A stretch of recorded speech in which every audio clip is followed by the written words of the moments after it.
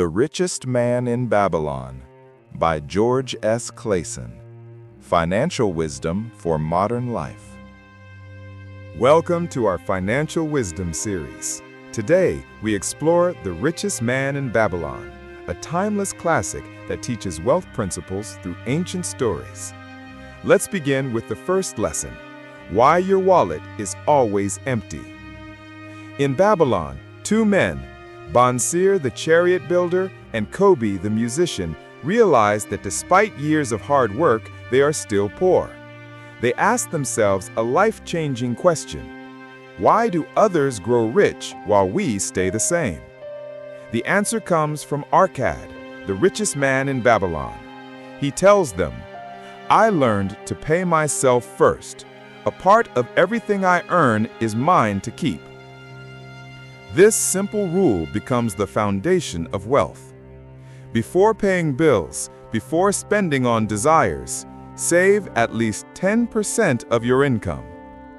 Closing. Your purse is empty because you never fill it. Save first, spend later. Let's move to part 2.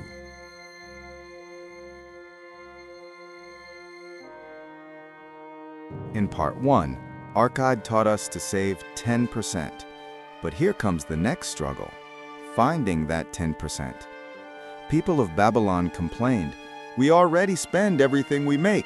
How can we save more?" Arcad answers, "You think you have many needs, but most are only wants. Learn the difference." He teaches them to examine every expense and remove everything that does not bring real value. The key principle is, your expenses will always rise to meet your income unless you control them. A practical tip is to track 1 month of spending. Label each item need or want. Cut the wants.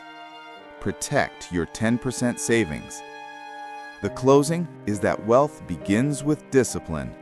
Now let's discover how to grow that savings in part 3.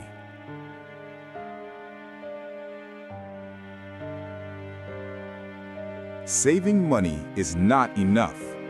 To build wealth, your savings must work for you.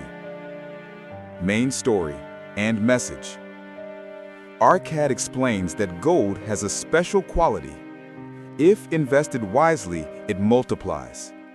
He shares a story. A man saved money but lent it to someone inexperienced. He lost it all. Arcad warns, money grows only when placed in safe and profitable investments. Key principle: let your money earn interest, dividends, or returns. Wealth grows through compound gains.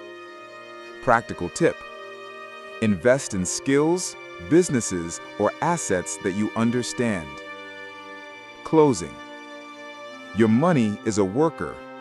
If you give it a job, it will multiply. Let's continue with part 4.